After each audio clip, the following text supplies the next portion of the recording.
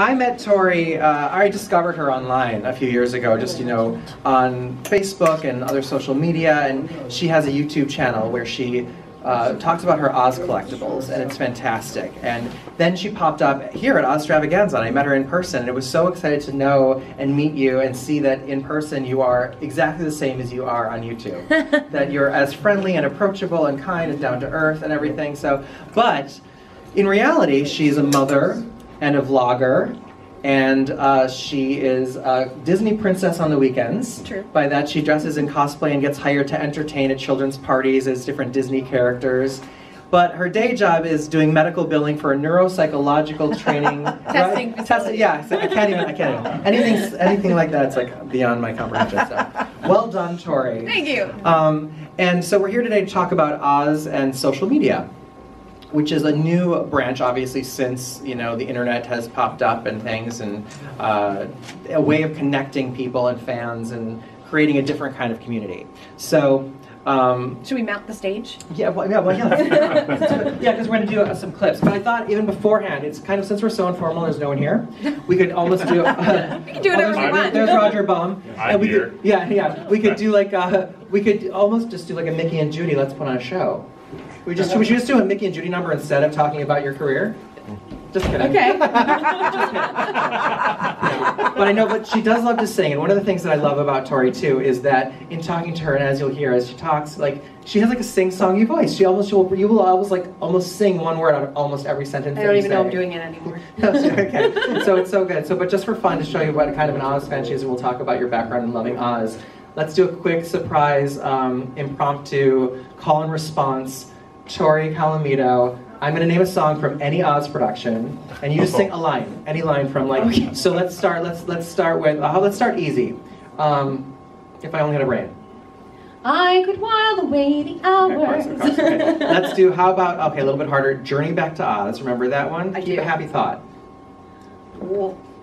Tell me, don't be preoccupied with things. Right, kind of obscure, right? Okay. How about from The Wiz? No bad news. When I wake up in the afternoon, which it pleases me to do. Excellent. So, right? So, I mean, she knows everything. I mean, we could do Wicked. We could go on. But anyway, so now time to business. What's just before we get into the work that you do, which is so fun. Why don't tell everybody what drew you to Oz? Because we all have a different, entree into that. So. Well, for me, it's probably the same as everybody else. I saw the 1939 film for the first time when I was 2 years old. And while this is all rumor because I don't remember, but rumor has it my sister dove under the couch and I was at the edge of my seat. And from then on I was hooked. It was just, it snowballed out of control from there. And did you start collecting right away? No, I actually started collecting officially when I was 9. For my 9th birthday, I had asked for something from the Franklin Mint magazine, and my aunt didn't know how to order it, so she clipped it out of the magazine and gave me the money to do it myself. And that same birthday, my grandma gave me a snow globe of Dorothy and Glinda, and it played over the rainbow, and as I like to say, it kind of started on a shelf and then took over a corner and then a room, and now it's the entire house. And I find with a lot of us, it's like you love The Wizard of Oz, and then you collect some things, and then you seek out other Oz-related things, and you become like obsessed, right? We become obsessed. We learn all that we can, and we all kind of our own little historians in a way. Yeah, it's a form of obsessive-compulsive disorder, I think. Is it? Having a collection? Oz-obsessive-compulsive. What's your favorite thing in your collection? I do love, I have 2 top favorites. One being, of course, my painting by Vincent Myrand. I love original art.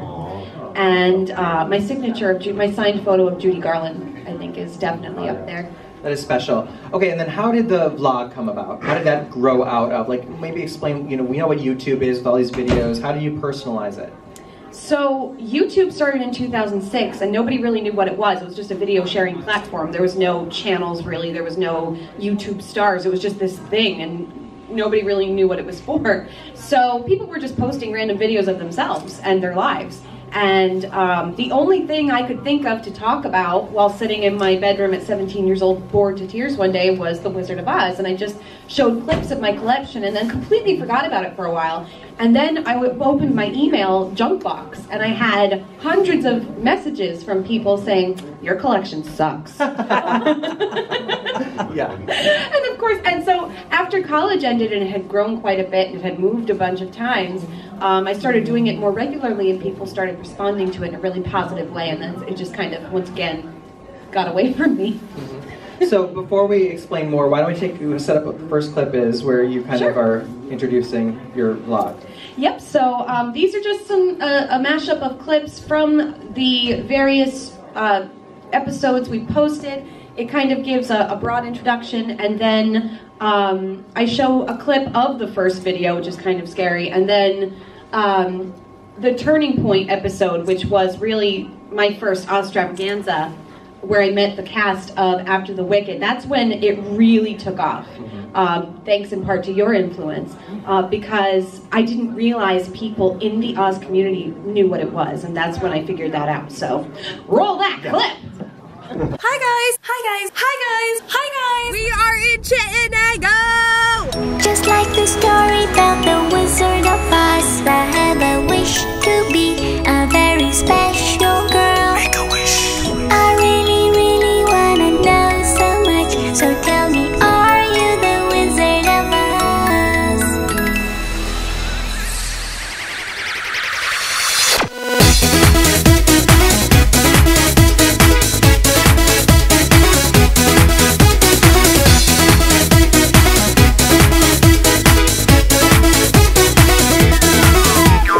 Just like the story about the Wizard of Oz, I have a wish to be a very special girl. I really, really wanna know so much, so tell me, are you the Wizard of Oz? Wizard, wizard. So tell me, are you the Wizard of Oz? Tell me, are you the Wizard of Oz? It's always best to start at the beginning. Hey guys, it's Tori. Some of you have been wondering, just how obsessed am I with the Wizard of Oz? Take a look. Okay, Victoria has some incredible memorabilia. She is an Oz fan for quite a while, and this is Victoria.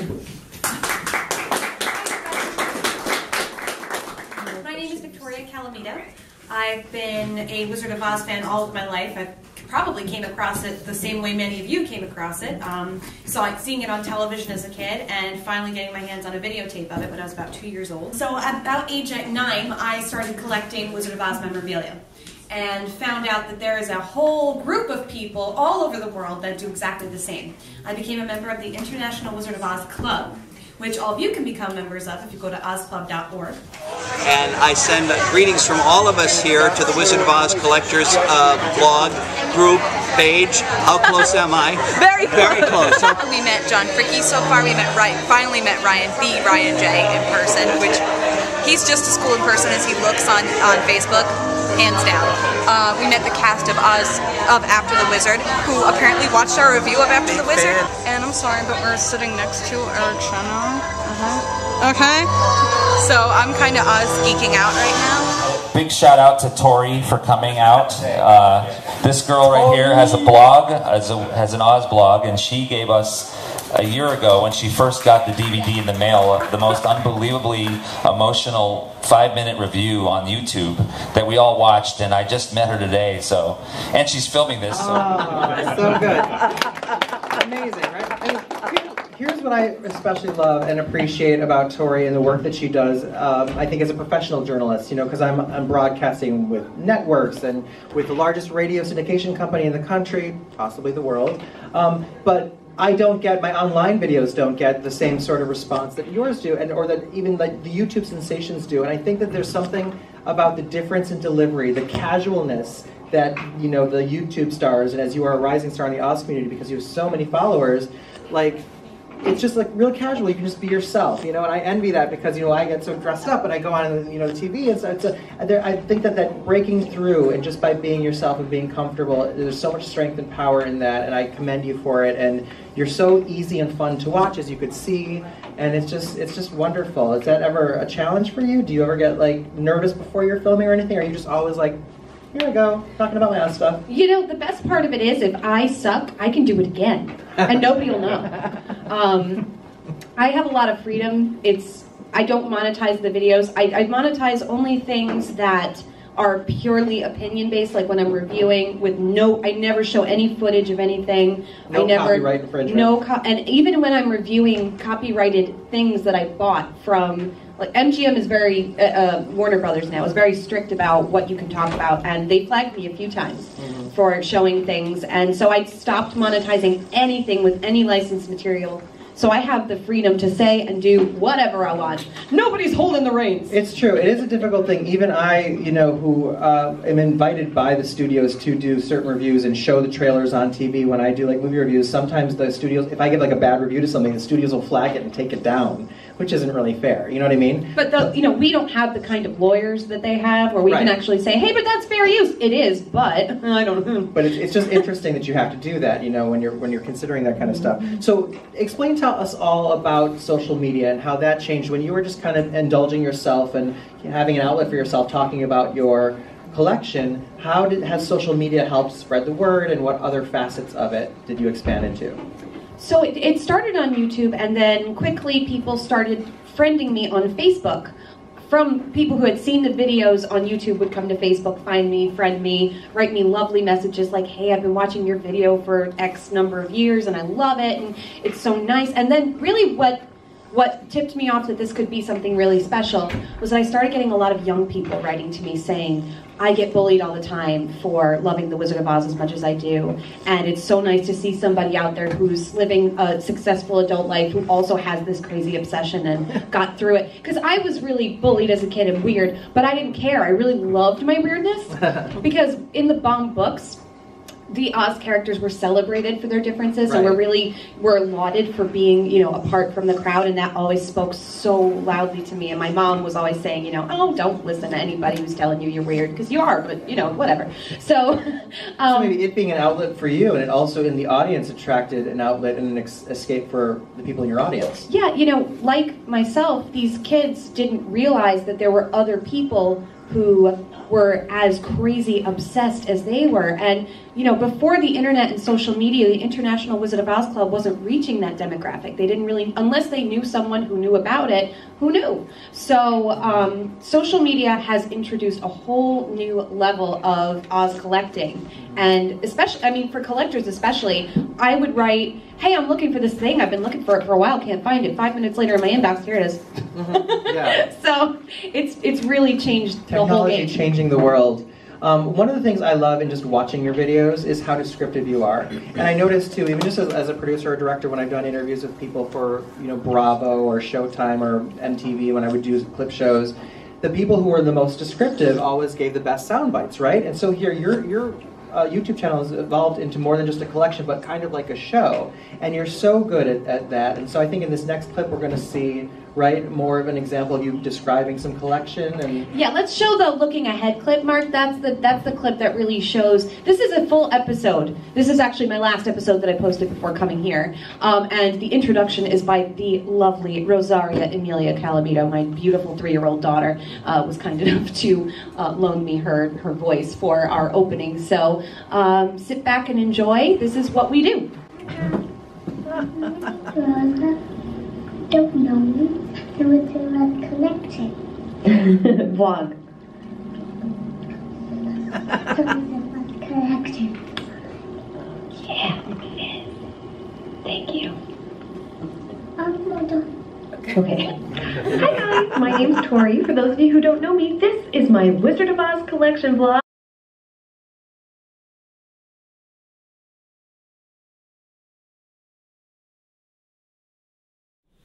So, you know, this whole situation really got me thinking, what would Dorothy do? Welcome to our new home, my baby. Custom design. find our Wizard of Oz invitations. So these are the response cards, which have the Tin Man's clock on them. And the actual invitations have poppies on them and have a quote from the Wizard of Oz on the bottom, which is, well, the one that's on the sample here is the dreams that you dream really do come true. But on the actual invitation, it's going to say a heart is not judged by how much you love, etc., etc. So we're so excited that we got to put our touch of Wizard of Oz on it. Hey, Vic. Hi. What day is it? It's May 15th. It's a Sunday. And what are we doing? We're getting my wedding gown today. Very exciting. I have my ruby slippers all set to be pinned. And hi, Sissy. Hi, maid of honor. Who else is here today? Grandma and Mommy and the future mother-in-law. What are we doing? We're here picking Victoria's wedding gown. Grandma. Grandma yet?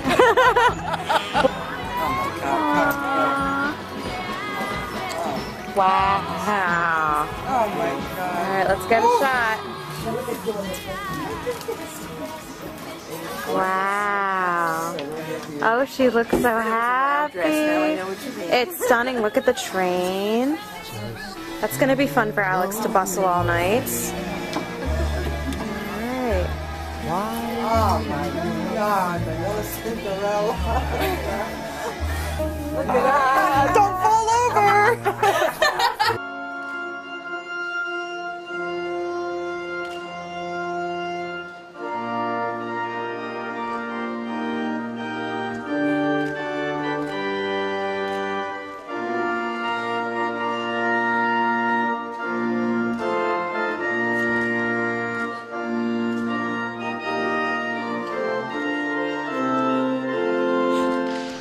I now pronounce you man and wife. You may be kissed bride.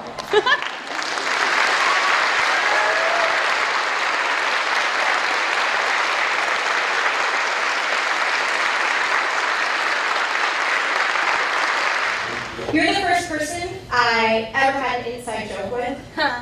The first person I ever caused mischief with. You're really the first person I ever got to know, which is no small task because you are one complicated ship.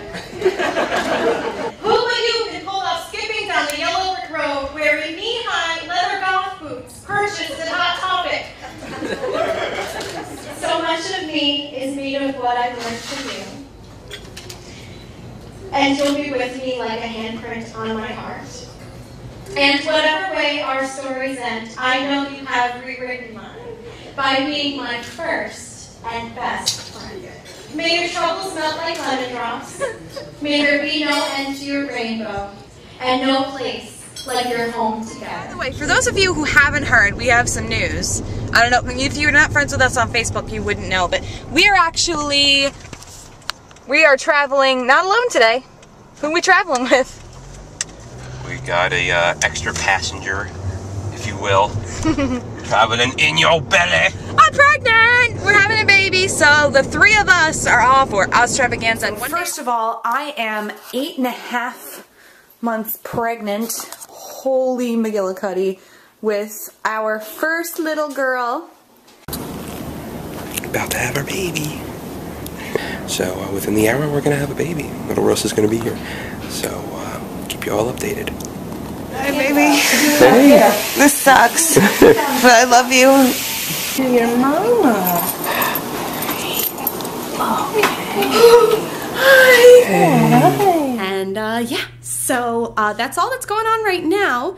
And I guess it's hard to share this, but in the spirit of honesty, the reason I haven't been vlogging very much is because I've been going through a hard time personally. Vito and I have decided to go our separate ways. We're getting a divorce. He's been super awesome and he's always been a great dad, but we decided to go our separate ways. I love you guys. Thank you so much for continuing to be so supportive and so lovely on Facebook and Instagram and everything else.